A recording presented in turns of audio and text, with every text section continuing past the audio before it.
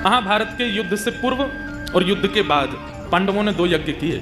युद्ध से पूर्व किया अश्वमेध यज्ञ, के बाद किया अश्वमेध यज्ञ, और युद्ध से पूर्व भी एक यज्ञ पांडवों ने किया। अश्वमेध यज्ञ का एक नियम होता है कि यज्ञ करने के पश्चात जो राजा यज्ञ कर रहा है वो अपने घोड़े छोड़ता है। उन घोड़ों को, वो जिस राज्य में घोड़े जाएंगे, अगर वहां के राजा ने उनको बंदी बना लिया तो फिर उस राजा से युद्ध होता है, और अगर उस राजा ने घोड़ों को छोड़ दिया तो वो राजा जिसने घोड़े छोड़े हैं उसके अधीन हो जाता है। तो युधिष्ठिर जी ने घोड़े छोड़े और घोड़े छोड़ करके नियम बना दिया, उस पर लिख दिया ये घोड़े सामान्य नहीं है। धर्मराज युधिष्ठिर ने महाभारत युद्ध जीतने के बाद अश्वमेध यज्ञ करके इन घोड़ों को छोड़ा है। ये जिस जिस दिशा में जिस जिस राज्य से होकर निकलेंगे वो सारे राज्य युधिष्ठिर के माने जाएंगे, वहां के राजा युधिष्ठिर के नीचे काम करेंगे। और अगर इस भाव से किसी को दिक्कत हो तो युधिष्ठिर से युद्ध लड़ने के लिए तैयार रहना। घोड़ों के पीछे सेना लेकर के अर्जुन चल रहे थे। 2-4 लोगों ने घोड़ों को अपने राज्य में घुसने से मना किया तो अर्जुन ने युद्ध करके उनको परास्त कर दिया। इसी प्रकार फिर जब वो घोड़े पूरी पृथ्वी की चक्कर लगा के वापस आ जाते तब उस राजा को कहा जाता चक्रवर्ती सम्राट। इसको कोई नहीं हरा पाया। युधिष्ठिर जी ने घोड़े छोड़े, राज्यों में प्रवेश करते कई राजा तो अधीन हो जाते, बोले हम युधिष्ठिर जी के नीचे रहने को तैयार हैं। कई नहीं रहते तो अर्जुन युद्ध करके उनको नीचे कर देते। जगह भ्रमण करते करते जब वह घोड़े कुंतलपुर पहुंचे, हस्तिनापुर से थोड़ी दूर पूर्व ही एक कुंतलपुर नाम का स्थान पड़ा जहां पर वे घोड़े पहुंचे। और जैसे ही उन स्थान में घोड़ों का पहुंचना हुआ, कोई राजा या सैनिक नहीं आया रोकने। प्रवेश करते ही कुंतलपुर में घोड़े अपने आप अंतर ध्यान हो गए, अपने आप अंतर ध्यान हो गए। अर्जुन ने तुरंत अपना धनुष उठाया, प्रत्यंचा चढ़ाई, बाण निकाल लिया। किसकी इतनी हिम्मत हुई, घोड़ों को अंतर ध्यान कर दिया? कौन है करके क्या घोड़ों को अंतर ध्यान कर, सामने आओ मेरे। कोई सामने नहीं आया। अर्जुन के पास तो ऐसी ऐसी विद्या है कि अगर कोई छुप भी जाए या कोई कहीं भी पहुंच जाए, वो अगर उसका स्मरण करके बाण छोड़ देंगे तो बाण उसी को जाके लगेगा। अर्जुन ने तुरंत बाण का संधान किया और स्मरण किया, जिसने मेरे घोड़े को अंतर ध्यान किया, छुपाया है, ये बाण उसी को जाकर के लगे। युद्ध की चुनौती। जैसे ही अर्जुन ने बाण का संधान किया, इतने में ही आकाश में नारद जी प्रकट हो गए। अर्जुन इसी वक्त अपना बाण नीचे रखो, धनुष बाण नीचे करो। क्या कह रहे हैं आप? ये तो नियम बना था कि जो भी घोड़ों को पकड़ेगा उससे युद्ध करना पड़ेगा, और कोई छुप करके अगर घोड़ों को अपने वश में कर ले, मैं उसको मारूं ना, ये कैसे हो सकता है? तब नारद जी महाराज बोले, क्योंकि जिसने तुम्हारे घोड़ों को अपने वश में किया है वो सामान्य नहीं है, वो तुम्हारा शत्रु नहीं, तुम्हारा मित्र बनने योग्य है। ऐसा क्या गुण है उसमें? कोई बहुत बड़ा दिग्विजयी राजा है या क्या ऐसी क्या खूबी है उसमें कि मैं उसको अपना मित्र बनाऊं? तब नारद जी महाराज ने कहा, जिस प्रकार तुम कृष्ण भक्त हो, ऐसे ही जिसने तुम्हारे घोड़े हरण किए हैं वो भी कृष्ण भक्त है। कुंतलपुर का राजा, उसका नाम है चंद्रहास, इसलिए तुम उस पर बाण चढ़ाने की चलाने की कोई चेष्टा मत करो। अर्जुन तो तुरंत सुन के, ये बात सुनकर के वो कृष्ण भक्त है, अर्जुन बोले मैंने पहले तो कभी नाम नहीं सुना चंद्रहास का। बोले जरूरी थोड़ी है कि सारे भक्त प्रकट ही होते हैं, कई अप्रकट भक्त होते हैं, और अप्रकट भक्त ठाकुर जी को अति प्रिय होते हैं, जो अपनी भक्ति प्रकट ही नहीं करते, पता ही नहीं चलने देते। बगल वाले को नहीं पता, बगल वाले की बात पत्नी को नहीं पता कि ये भक्त हैं। ऐसे भक्तों के चरित्र भी भक्तमाल जी में। अंतर्निष्ठ राजा, पत्नी को ही नहीं पता कि पति भक्त है। ऐसी भक्ति जो करते हैं ठाकुर जी, उन्हें सामान्य भक्ति करने वाले से 50 ज्यादा प्रेम करते हैं, जो अपनी भक्ति को प्रकट नहीं करते। अब आप इतनी संख्या में आए, हम कथा करने जाते हैं, इतनी संख्या में लोग आ जाते हैं, इतनी बुरी स्थिति कई जगह होती है कि हाथ पांव टूटने तक की स्थिति हमारी बनती है कई बार। पर ये कोई बहुत प्रशंसा की बात नहीं है। इतने लोग जानते हैं, इसका मतलब ठाकुर जी हमसे ज्यादा दूसरों को प्रायोरिटी देंगे, क्योंकि हमारी भक्ति प्रकट हो गई, हमारे प्रवचन प्रकट हो गए, हमारे भाव प्रकट हो गए। हाँ, हमारी कथा सुन करके या हमारे जैसे आचार्यों की कथा सुन करके अगर कोई व्यक्ति अंतर्निष्ठ भक्त बन गया, छुपा हुआ भक्त, तो ठाकुर जी हम पे भी कृपा कर सकते हैं।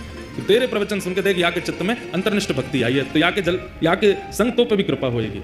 प्रचार बहुत ज्यादा हो जाता है ना, ठाकुर जी फिर समय लगाते हैं मिलने में, लेकिन अब क्या कर सकते हैं। कलयुग में युवाओं का, आप सब लोगों को कथा सुना करके भी तो कुछ ना कुछ, ठीक है आप पहले मिल रही हो ठाकुर जी से, तो ठाकुर जी से कहते इनकी कथा सुन के आए, इनको भी बुला लो, ऐसा कुछ कर लेना। अंतर्निष्ठ भक्त जो होता है वो ठाकुर जी को बहुत प्रिय होता है, जिसकी ज्यादा प्रचार नहीं, जिसको ज्यादा लोग जानते नहीं, ठाकुर जी को बहुत प्रिय। हमारे ब्रज में कई अंतर्निष्ठ महात्मा है जिनको कोई नहीं जानता, गिरिराज जी में, वृंदावन में, बरसाने में, नंदगांव में। और अगर कोई लोग आ भी जाते हैं ना तो वो दूर से ही देख लेते हैं, और जैसे ही देखते हैं कि कोई हमसे मिलने के लिए आ रहा है, इसको किसी ने हमारे बारे में बता दिया, तो वो ऐसी हरकत करने लगते हैं कि आदमी सोचता है कि पागल हैं, डर के मारे भाग जाते हैं कि हमारे पास कोई ना आवे, हमसे कोई ना मिले।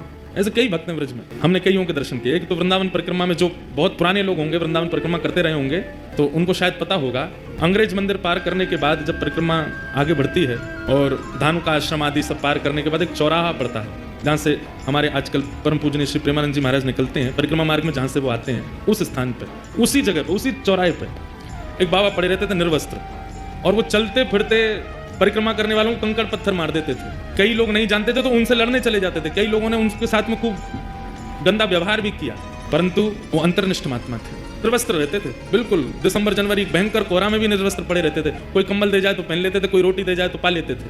अब वो नहीं है शरीर से, पर वो अंतर्निष्ठ महात्मा थे। से भक्तों को जो अपनी भक्ति छुपाते हैं उनको ठाकुर जी बहुत जल्दी प्रेम करते हैं। तो अर्जुन ने जैसे ही सुना कृष्ण भक्त, धनुष बाण तो नीचे रख दिए, युद्ध उद्ध सब भूल गया, नारद जी के चरणों में प्रणाम करते हुए कहा, भगवान ये राजा कैसे हैं मुझे ये नहीं सुनना, ये इनका राज्य कितना बड़ा है मुझे ये भी नहीं सुनना, पर ये चंद्रहास कृष्ण भक्त कैसे हैं मुझे इनका चरित्र सुना। आपको सुनकर के आश्चर्य होगा।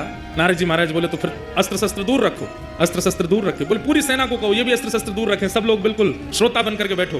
कहाँ रणभूमि में रण करने के लिए जा रहे थे, लेकिन जैसे ही कहा कि मुझे चंद्रहास जी का चरित्र सुनाओ, नारद जी ने कहा अस्त्र शस्त्र दूर करो। तब दूर करके जब सब लोग सामने बैठ गए तो नारद जी ने थोड़ी परीक्षा ली। तुम्हें यज्ञ चल रहा है हस्तिनापुर में, तुमको विलंब नहीं होगा पहुंचने में।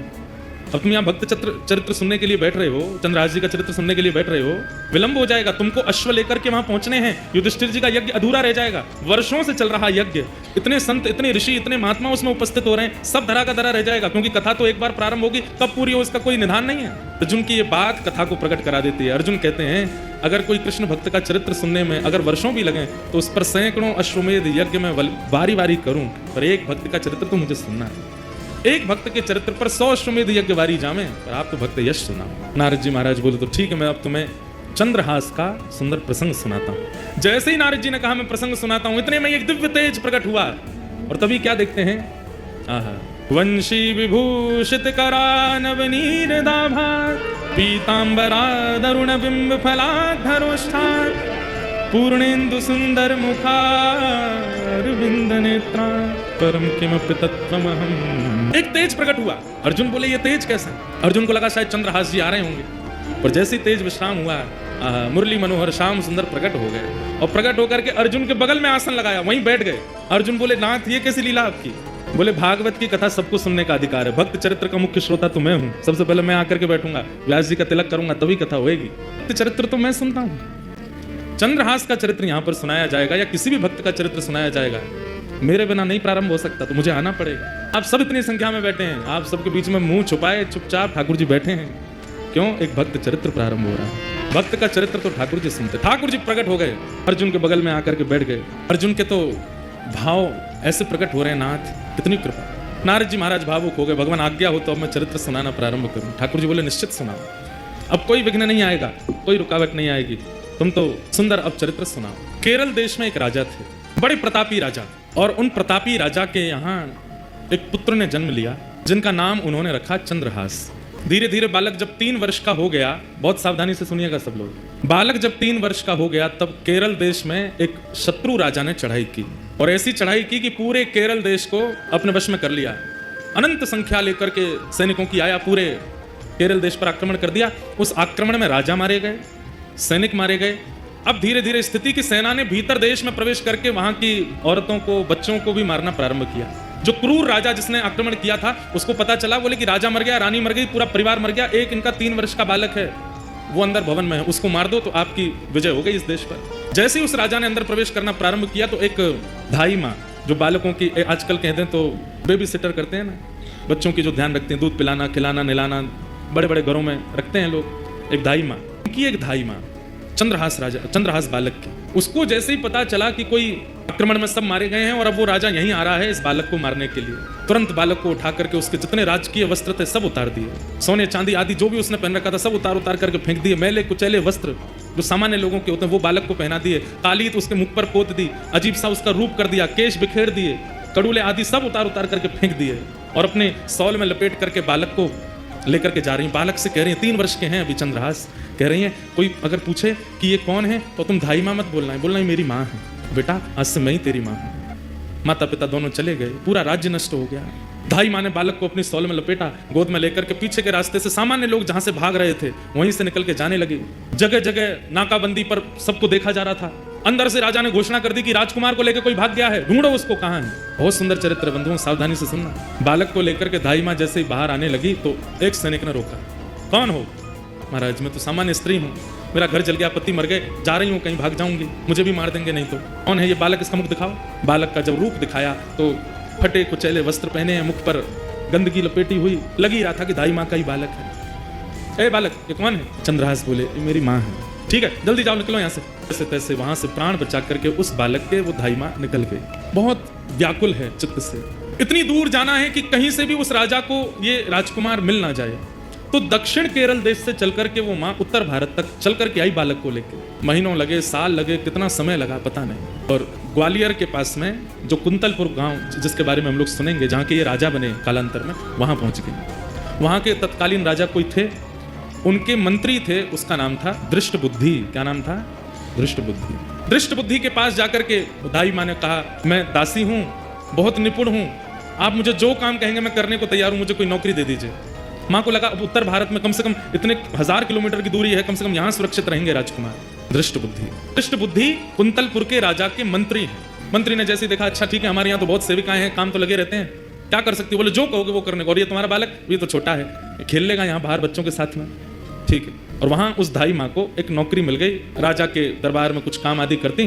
और चंद्रहास राजकुमार, अब पूरा नगर दाई माँ को जानता है, जितने लोग जानते हैं सब कहते हैं ये बालक कौन है? बोले कि ये दासी पुत्र है। कहाँ एक राजमाता का पुत्र, कहाँ एक राजा का राजकुमार, और अब क्या बन गए हैं? दासी पुत्र। 2-2 दिन तक भोजन नहीं मिल पाता है, रात्रि सोने की व्यवस्था नहीं हो पाती है, दाई माँ के साथ ही चंद्रहास रहते हैं। यही जीवन है, कब दिन बिगड़ जाए या बदल जाए कुछ कह नहीं सकते हैं। और एक बात हमेशा याद रखिएगा, दिन होना और रात होना इस बात का प्रतीक है। इस संसार में कोई भी व्यक्ति या इस सभागृह में कोई भी व्यक्ति ये नहीं कह सकता कि मैंने आज तक केवल दिन ही देखा है, रात नहीं देखी, या रात देखा है दिन नहीं देखी।